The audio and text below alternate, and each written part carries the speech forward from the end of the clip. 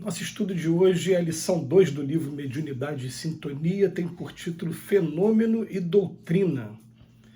Até hoje, os fenômenos mediúnicos que se desdobraram à margem do apostolado do Cristo se definem como sendo um conjunto de teses discutíveis, mas os ensinamentos e atitudes do Mestre constituem um maciço de luz inatacável do Evangelho, amparando os homens e orientando-lhes o caminho.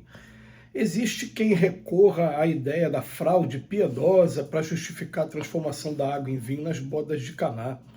Ninguém vacila, porém, quanto à grandeza moral de Jesus ao traçar os mais avançados conceitos de amor ao próximo, ajustando teoria e prática com absoluto esquecimento de si mesmo em benefício dos outros, num meio em que o espírito de conquista legitimava os piores desvarios da multidão. Invoca-se a psicoterapia para basear a cura do cego Bartimeu. Há, todavia, consenso unânime em todos os lugares com respeito à visão superior do mensageiro divino, que dignificou a solidariedade como ninguém, proclamando que o maior no reino dos céus será sempre aquele que se fizer o servidor de todos na terra, num tempo em que o egoísmo categorizava o trabalho à conta de extrema degradação. Fala-se em hipnose para explicar a multiplicação dos pães. O mundo, no entanto, a uma voz admira a coragem do eterno amigo que se consagrou aos sofredores e aos infelizes sem qualquer preocupação de posse terrestre, conquanto pudesse escalar os pináculos econômicos numa época em que, de modo geral, até mesmo os expositores de virtude viviam de bajular as personalidades influentes e poderosas do dia. Questiona-se em torno do reavivamento de Lázaro. Entretanto, não há quem negue respeito incondicional ao benfeitor sublime que revelou suficiente desassombro para mostrar que o perdão é alavanca de renovação e vida num quadro social em que o ódio coroado interpretava a humildade por baixeza. Debate-se até agora o problema da ressurreição dele próprio. No entanto, o mundo inteiro reverencia o enviado de Deus, cuja figura renasce dia a dia das cinzas do tempo, indicando a bondade, a concórdia, a tolerância e a abnegação por mapas da felicidade real, no centro de cooperadores que se multiplicam em todas as nações com a passagem dos séculos. Recordemos semelhantes lições da doutrina espírita. Fenômenos mediúnicos serão sempre motivo de experimentação de estudo, tanto favorecendo a convicção quanto nutrindo a polêmica, mas educação evangélica e exemplo em serviço, definição e atitude, são forças morais irremovíveis da orientação e da lógica que resistem à dúvida em qualquer parte. Mais uma vez, a gente vai lembrar o capítulo 4 do Livro dos Médiuns, que tem por título Do Método, e vem orientando a todos nós, estudantes da doutrina espírita, como a gente divulgar a doutrina e até com relação ao proselitismo, à conversão das pessoas. E se aconselha ali de maneira bem franca e direta. Não é através de fenômenos que a gente vai convencer ninguém. O que chama muito mais atenção na doutrina espírita é a lógica, o bom senso, a razão, conforme os textos estão estruturados e conforme a gente vai fazendo o estudo e a reflexão em torno deles. Mas os fenômenos, até os fenômenos da época do Cristo, eles são discutidos, polemizados até os dias de hoje. Olha como é que a doutrina espírita se estruturou para a gente. O terceiro livro da codificação, Allan Kardec fala para a gente, olha, a preocupação maior do livro Evangelho segundo o Espiritismo é com a moral do Cristo. Não estamos preocupados com cronologia, a ordem dos acontecimentos, local, e até mesmo vamos trazer uma noção básica, muito básica dos personagens, só para a gente não ficar perdido quando se falar em escriba, fariseu, saduceu, termos que não são utilizados mais na sociedade moderna. Mas o mais interessante é que a gente adapte todo o ensinamento do Cristo para os dias de hoje e traga para a nossa vida. Então o ensino moral é o mais importante.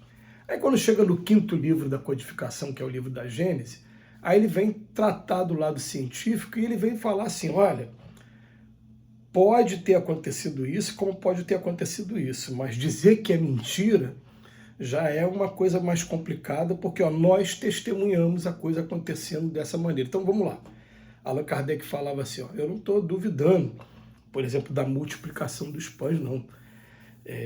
A gente vê multiplicação, sim.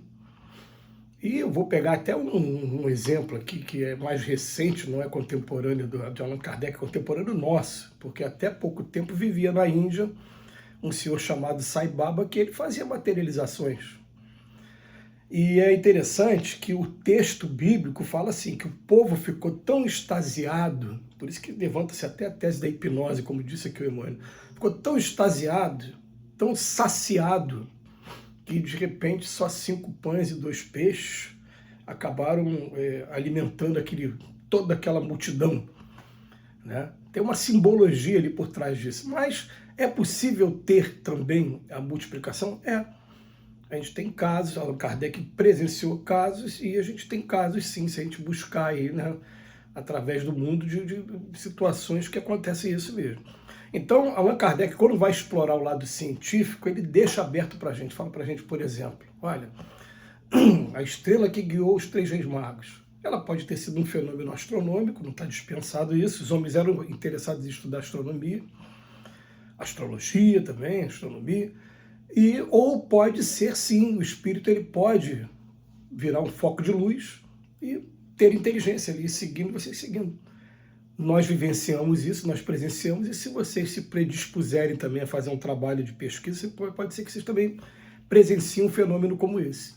Quando vai falar também de cura, ele fala pra gente, olha, cura, ela pode acontecer de diversas maneiras, mas, por exemplo, tem sim um assédio espiritual permitido por Deus, porque quando a pessoa está, por exemplo, com uma doença que está sendo provocada por um espírito, é porque ela realmente ainda não teve arrependimento, não está buscando a reforma íntima, aí acontece esse tipo de coisa para, através da dor, a pessoa também se conscientizar do mal que está fazendo. Tudo bem. Mas a verdade é que, muitas das vezes, né, a gente presenciou também pessoas curvadas, em que o espírito era convidado a se retirar daquele momento, e quando saía a pessoa voltava ao normal, como acontece em vários casos relatados lá no Evangelho de Mateus, de Marcos, de Lucas e de João. De Jesus com uma ordem só, né, o espírito se afasta. Ou até mesmo de curas que foram realizadas, né? E a gente estava falando aqui até há pouco tempo, tem uma cura que cuspe no chão. Hoje a gente vê, não, aquilo não era cuspe, aquilo era um ectoplasma que Jesus estava pegando. Ah, mas é discussão. Gente, isso tudo vai ser motivo de discussão. Agora, a moral do Cristo é indiscutível. É interessante, na casa espírita que a gente frequenta há quase 23 anos, o que acontece? Quando é para entregar comida na rua, para morador de rua, né? Nossos irmãos estão passando por essa situação, prova dificílima. Você encontra espíritas, não espíritas, encontra até ateus, porque aquele ato ali contagia. Quando é para montar cesta básica, quando é para enxoval, para grávida, vem pessoas de outras religiões, a doação acontece de todas as maneiras, quando vê que o trabalho está acontecendo e está funcionando. Esse contagia. E não adianta, a pessoa pode ter a religião que for, mas simpatia, empatia, se colocar no lugar das pessoas, gentileza, saber falar bem, são características que envolvem a todos e emocionam, conquistam cada um de nós. Essas características é o que o Emmanuel quis dizer para a gente aqui hoje, né? Que os fenômenos, eles estão o tempo todo sendo teses discutíveis, mas os ensinamentos e atitudes do Mestre constituem o maciço inatacável do Evangelho. É até interessante, mais uma vez eu vou recorrer a uma figura infantil. Uma vez eu conversando com as minhas filhas, muito pequenininhas, o tempo passa rápido, e eu falando com ela, que é a melhor colega, melhor amiga sua na escola. É fulana. Por quê? Ah, porque ela gosta de conversar, então ela é atenciosa, né? O que Jesus falava. Ela me perdoa quando eu faço alguma coisa errada. Ah, Jesus falava me perdoar 70 vezes 7, não 7 vezes, 70 vezes 7. Ah, ela me acalma quando... Ah, é mansa e pacífica. Gente, quando a gente consegue entender na prática, observar na prática alguém que exemplifique esses ensinos que Jesus trouxe para a gente vai conseguir entender que aquele ali é o caminho, a verdade e a vida, e não tem exceção. Pode chamar de fanático, pode falar o que quiser. Aquele ali é o caminho, a verdade e a vida, é a moral mais completa para a nossa felicidade. Que Jesus nos abençoe hoje e sempre.